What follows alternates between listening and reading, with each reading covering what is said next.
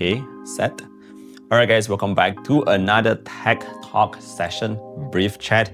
If you are new to this kind of format, we're currently at episode 3 by the way.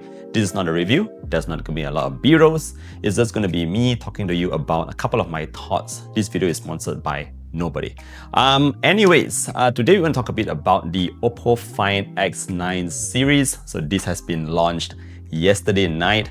The pricing has been out. If you guys are living under a rock, at least here in Malaysia, we do have confirmed pricing. The smaller guy, the non-Pro unit is going for RM3699, and the bigger guy, the bigger brother, is going for RM5099. If you just take a look at historical prices, this guy is the same price as last gen, but the Pro is 100 ringgit more expensive.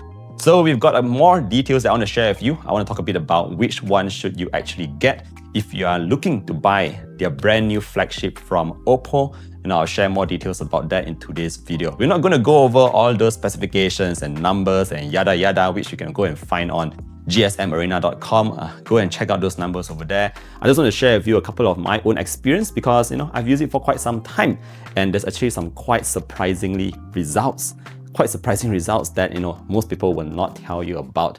And let's start with the first thing here, the thing that most of you might not know.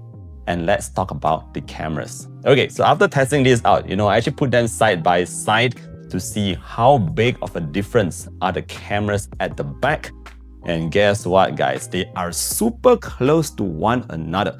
No, when I first got the devices and I checked out the spec sheets and all that, for a brief moment, I felt that the non-Pro model was being a little bit short-changed in terms of the camera lenses at the back because the main sensor is smaller, you have a different telephoto, the ultra is probably the same. So I actually tried to put them side by side, and guess what? The results are extremely close. Now this brings me and jump straight to my conclusion. If you're just going to get these devices, the OPPO Find X9 series for their cameras, you're not missing out on anything much by going for the non-Pro version. In fact, you're going to be saving about close to 1,500 ringgit, 1.4, 1.5, whatever, just by getting the non-Pro model. So that's actually a very big information that you guys should know. Again, I already did this side by side on my Instagram. You guys can go and see or follow the channel and see all those pictures for yourself, zoom in a little bit more, crop a bit more, and find out and see if you can actually tell the difference between the photos taken by these guys. And I did not just test the main sensor, I also did a zoom test because I was expecting the Pro model to do even better for the zoom, naturally since it comes with a better sensor. But guess what? The non-Pro model did a fantastic job by keeping up, if not having similar kind of outputs with the telephoto lens. Very, very impressive on the Find X9. Actually, this was the big surprise, guys. Like, the non-Pro model really blew me by surprise. The entire experience is very similar, and this actually brings me to my second point here, and that is, what is the main difference between these two? Okay, so I've sort of summarized it into 3 main things. First up, the cameras at the back is supposed to be more inferior compared to the Pro, but cancel that out because it's almost the same, if not equally as strong. Okay, the second difference here is obviously in terms of the size. Now, it's only slightly larger on the Pro compared to the non-Pro, and that gives you a larger display. Furthermore, it's also the same brightness, so you're going to get very good clarity when you're outdoors. So it's just slightly smaller, that's the only thing. And finally, the third thing here is in terms of the battery sizes. Naturally, the larger Pro gets a larger battery, but even on the Find X9, the base model, you're already getting a 7,000-ish mAh battery, which is very, very big by today's standards. That's all on the non-Pro model. So if you're actually looking for one of these phones, and you don't really like huge phones, this non-Pro model is not actually small. Like, if you think of the iPhone 16 Pro as being a small model compared to the Pro Max, now this Find X9, the non-Pro model, is actually larger than the 16 Pro. So that actually gives you a pretty handy kind of feel in hand. Very good for the display as well. Everything is fairly large enough, not as big as what you would get on other Pro models, but yeah, I think it's a very good choice to get this guy over here. Now, another thing that I want to share here is in terms of the ColorOS. So personally, I do find that ColorOS, just as what everybody is speaking about, is actually very smooth, yada yada. There's one advertisement that I saw where, they were just trying to open the apps and close it like very quickly. Personally, I find that test not really very meaningful. It's actually quite meaningless because they're just launching the app without actually waiting for the app to load, and they're just repeating it. So if you do see any of those videos, just bear in mind that it doesn't make a lot of sense, but it's actually still very smooth. So it's actually one of the best updates to come to ColorOS. And ColorOS, I've said it before, is very similar to Oxygen OS. Everything's been ported onto here, and that's actually one of my best favorite ones out there today. It's got a lot of beautiful widgets, as you can see on my home screen right now. The wallpapers look great. Everything is very polished and is really designed for the global market. If you just take a look at Vivo's Fun Touch OS back then, it was primarily, sort of like ported from their China version, and it isn't really that good in my opinion. So I didn't like the way the widgets were like off center. Now that's a huge thing that bugs me a lot, and some of the fonts just isn't consistent. But for ColorOS, they really did a good job here. The global team did a great job, and we're having a really strong software on here. So that's going to be a great software experience for any of you out there who wants to get one of these devices. All right, let me talk very quickly about the telephoto kit. So, OPPO also made one of these. This is Vivo's one, by the way. So OPPO also has one of these, and the good news is we do have the pricing out right now. It's RM999. Apparently it's for discount at $799. Again, it really depends on whether you need to zoom in that much. I was scrolling through our last video's comments. A lot of y'all are saying that you don't really need the kit. So, if you do want the kit, at least now we have a ballpark figure of approximately 1,000 ringgit. Now, I think that's about 200-ish US dollars for anyone who's staying in other parts of the world. Okay, final question. Should you actually get the OPPO devices or wait for the vivo X300 Pro?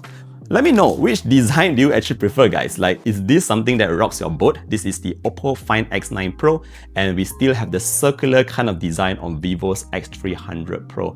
I still think we should wait for the Vivo before making any purchase decision, and the reason for that is because we don't know the price of this guy yet. Camera spec wise, they're very similar. The main sensor is actually the same one. In terms of the telephoto, OPPO does 3x optical, whilst the Vivo does 3.7x optical. Depends on which is your preferred kind of focal length, what kind of photos you're taking. And in terms of the ultra wide, they're pretty much the same. So the main difference is actually in terms of that telephoto. They're both 200 megapixels, by the way. And of course, the OS.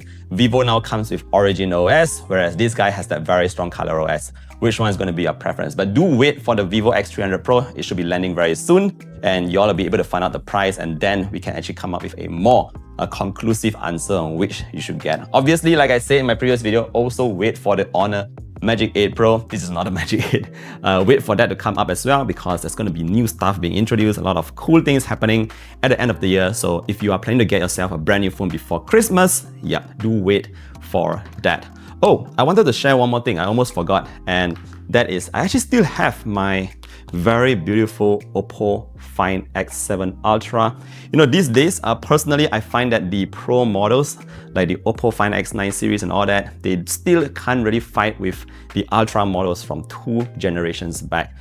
If you ask me, I do like the design of this Ultra more than the standard Pro models or whatever, because it just looks so much more unique. Like, check that out. I'm sure there's going to be a Find X9 Ultra that comes out. Hopefully, they still retain this kind of look, the two-tone look, different materials as well, because this just looks like a proper flagship if you ask me. When I look at this device here, the OPPO Find X9 series, it kind of reminds me of the mid-level Xiaomi 15T. Guys, that phone costs about less than half of this guy, but they have the very similar kind of look. So yeah, I actually still prefer something like this, but again, let me know what you think. And like I was saying, the performance of the cameras are not up there yet to 2 gens ago, the Ultra models, and that's because this phone is using a 1-inch sensor. We don't see that very often anymore. Very unfortunate. Some of them are saying because of the sensor size is too big to put it on there, you're going to get a huge camera bump, but I actually think the X7 Ultra is a fantastic device.